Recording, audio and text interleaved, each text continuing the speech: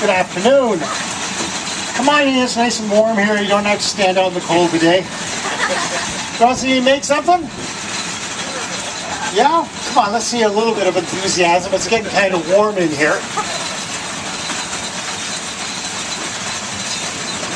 Let's see if we got a piece of steel we can make something out of.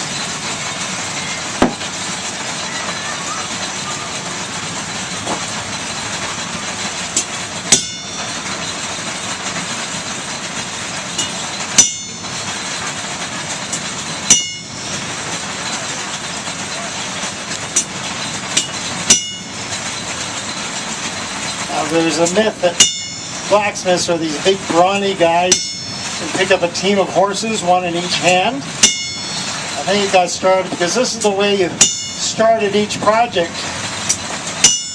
You'd be sort of making noise and people would come right around the corner to see what you were going to make. And they come here and they see the blacksmith take a piece of steel and just break it across his knee like that. So he must be a pretty tough character.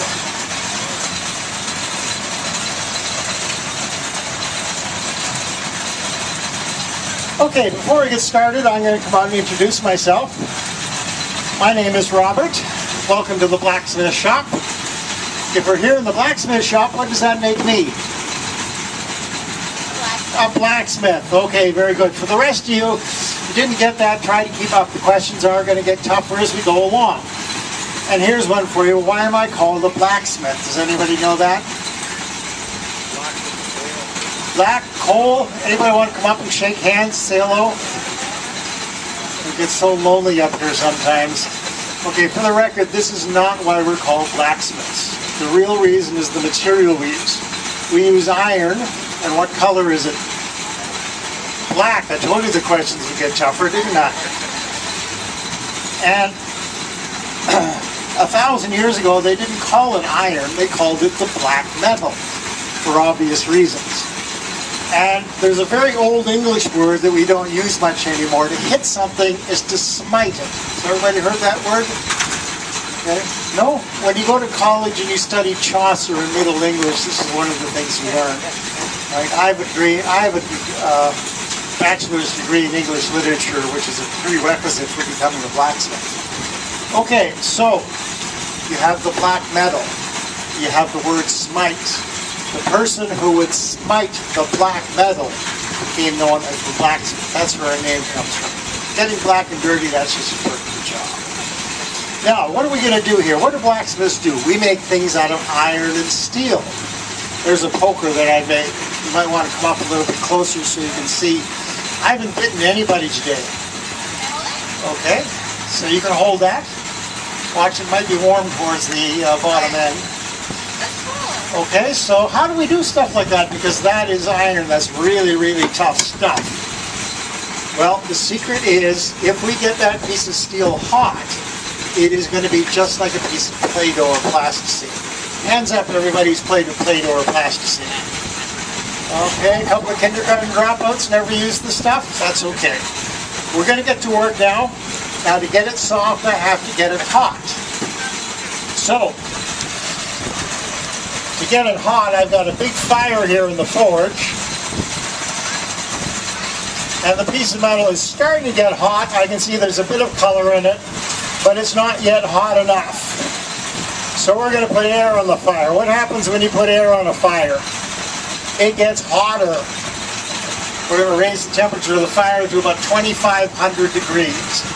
When that piece of steel comes out, it's going to be about 2,000 degrees in temperature.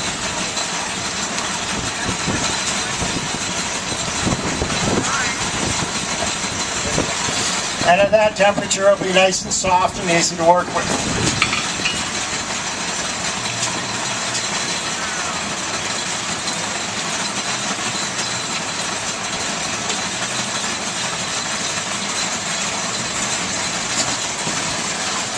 Now the fuel I'm using here is bituminous coal. This is a soft coal. This particular coal comes from West Virginia. And with the air blast, it will give me the temperatures that we need.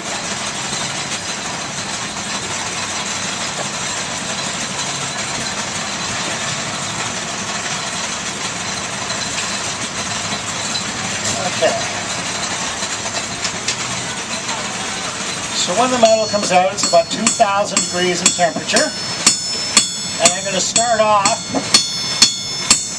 by spreading this out, tapering it down a bit. Now, because it's in the sunlight, you can't see it quite as clearly, but the metal is turning black. And once it's turned black, there's no sense hammering it anymore. That means it's not malleable, but it's still about 1,000 degrees in temperature, so we don't want to touch it.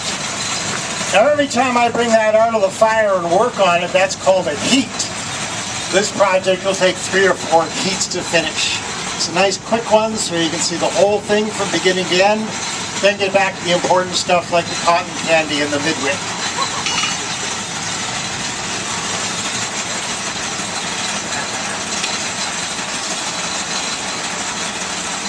I'm not concerned about the temperature of the steel. What I look for is the color. Anything from a dark red to a bright red to an orange to a yellow, all the way up to a white heat.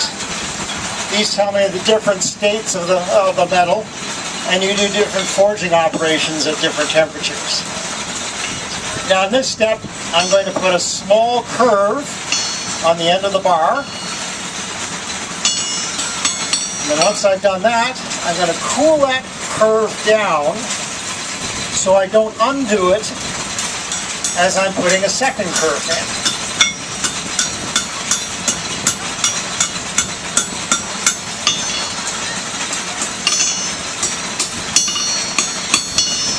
Okay, there's the first part of our project here.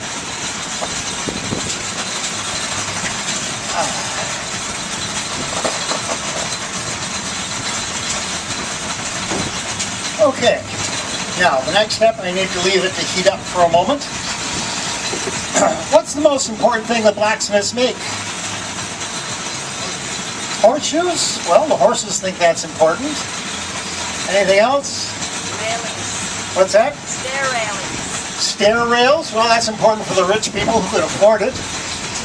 Okay. Nails. Nails? Nails are important. How do you make all these things? What are you going to use to make them? Tools, that's right. Okay, the blacksmith is unique. He's the only trade where we can make all our own tools. Okay, and in the old days that was very important because not only did you make tools for yourself, everybody else in the community had to come to the blacksmith for their tools. So, for example, what does a carpenter do? Make cabinets. What's that? Make cabinets. Cabinets. What's a carpenter going to use to drive a nail with? Hammer. A hammer. Who's going to make the hammer for the carpenter? Blacksmith. The blacksmith. Okay, how about a stonemason? He uses the big chisel. Who's going to make the chisel for him? The blacksmith. Now here's a tough one. For some reason people don't get this. What does a seamstress do? Sews clothes. What's the seamstress going to use to cut the cloth with? Scissors. What are the scissors made out of? So who's going to make the scissors for the seamstress? Okay, are you starting to see a theme here? And who makes the tools for the blacksmith? The blacksmith. That's why we're sometimes known as the king of trades, because without the blacksmith, nobody else has tools to work with. So for our next step, we're going to cut that piece off. We're going to use a special blacksmith's tool that I've made. This is called a hardy. Okay, and that's what we're going to use to cut it off. We're going to use the hardy. And the hardy fits in here in a special hole. Now what do you think we call that hole? What's that? A hole. No, it's got a special name for it. The hardy goes in the hardy hole. Sometimes we stand here a long time to figure that out. And that's in this great big thing here. Now, who knows the right name for that? What is it? An anvil. Good. I hear the anvil get called all sorts of strange things. I've heard it called the anchor, the weight, the great big heavy thing. This morning we were moving it out. Young fellow and his father walked by, and the young lad says, "Look, Dad, they've got a coyote killer here." So it's a good thing you brought him to the fair because he's obviously watching way too many Roadrunner cartoons on TV. Okay, let's see how our piece is doing. As we need to heat it up just a little bit further down the bar.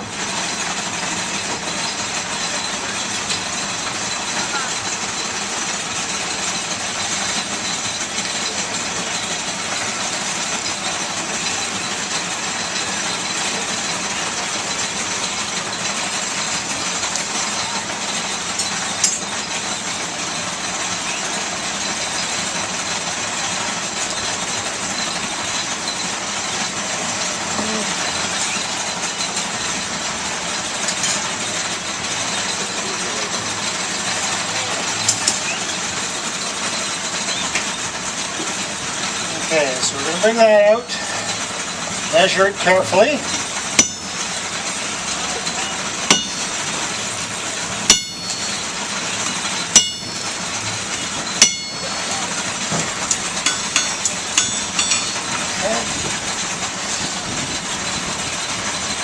Now, if I'm working in the shop by myself, I can just cut right through that, let it fall on the floor, pick it up and go back to work. I try not to do that when I'm out here because there always seems to be some helpful young person jumps up and says, I'll get that for you. Remember, that's still about 1,000 degrees in temperature. It's still very, very hot. Back in the fire we go. Now, in the old days, if you wanted to become a blacksmith, you'd be an apprentice. That meant that you went into the blacksmith shop, and in exchange for doing useful work, he would teach you the trade. You started off when you were 12 or 13 years old. They wouldn't take you at 14 if you had too many bad habits by then. And the apprenticeship lasted 7 years so to become a blacksmith. And even then, you still weren't considered a full blacksmith. You were a journeyman blacksmith. You had to travel and learn from other smiths. Okay. Get back the hammer in here.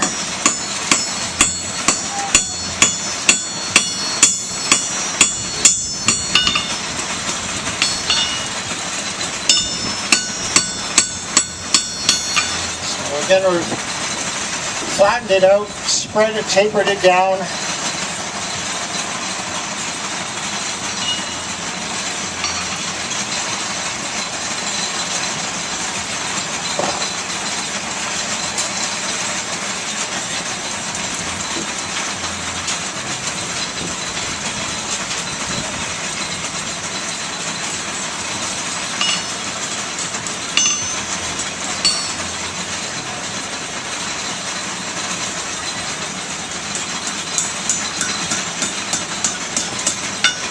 Okay, that's coming together pretty well. Now we have one last step. For the last step, I need a nice even heat in it, so I'm going to put it right in the center of the fire.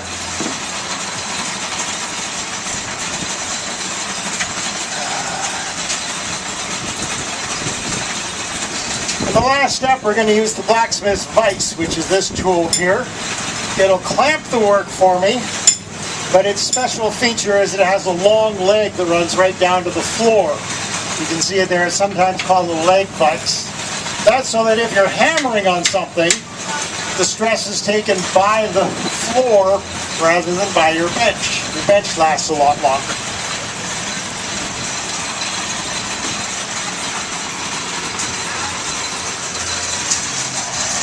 Now, I don't need a lot of heat for this step, but it has to be an even heat. Okay, now watch carefully because this step goes by pretty quickly.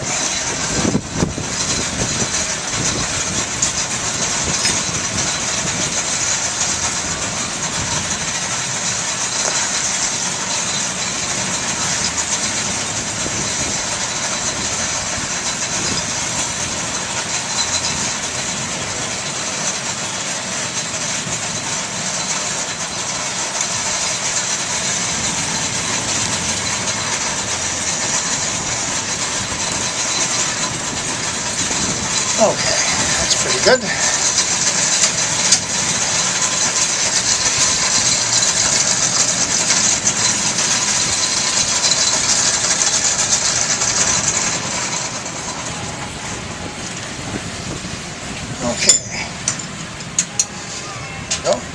Now, is there anybody here who thinks this would be a neat job to have, to be a blacksmith? Yeah, a couple of people. Wonder where you all were in July. Just think about it. 30 degrees outside, you got a 2,500 degree fire. You put on leather just to enhance that experience. Make it be really warm. How about you? You think this would be a good job? I think so, but I'd probably die. You think so? What's your name? Savannah. Savannah, would you like to come up and do the most exciting part of being a blacksmith? Okay, you come right around the gate here. Come over to the side.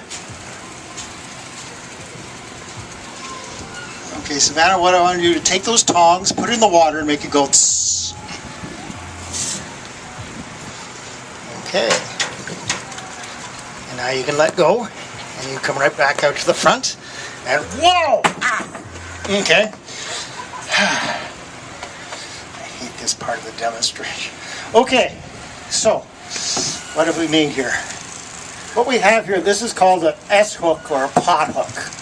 200 years ago, before we had stoves, everybody cooked over the fireplace. So you needed all kinds of these to cook with. Okay, the apprentices would make them by the hundred. You use them, they came in all different shapes and sizes. So Savannah, do you cook over your fireplace at home? No. Okay, well then they look very nice holding up a potted plant. You can see the handmade ironwork in the house, which is very trendy. Savannah, come on up here again. You think that's a nice hook? Now, would you like to take that home as a souvenir of the Massey Fair? Okay. Now, I'm going to ask you a couple of questions to see if you were paying attention. The first one is, what color was that hook when it came out of the fire? Red. So it was really hot, wasn't it? Okay. Now, Savannah, this is the important question that you have to answer here today. Is this hook cold enough to touch yet?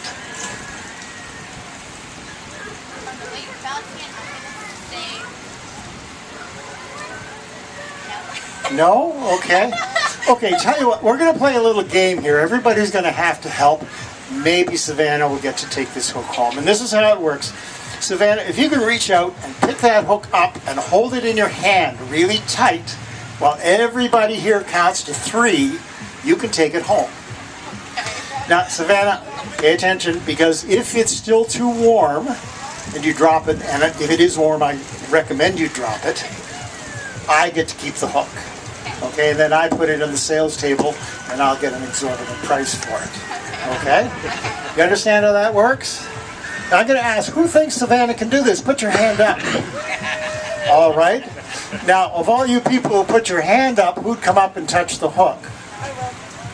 I noticed not as many people put their hand up the second time.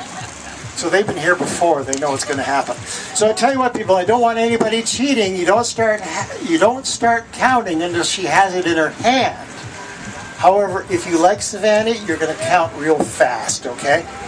Ready to do this? Now, there's no touchy-feely. You've got to reach out, grab it, and hang on to it. And 1, 2, 3. Now turn around, Savannah, tell everybody, is it hot or cold? Of course it is. I wouldn't give you a hot hook. Thank you very much, Savannah, for being a good sport and helping me with that. Thank you very much, ladies and gentlemen. If you've got any other questions, come on up and I'll try and answer them for you.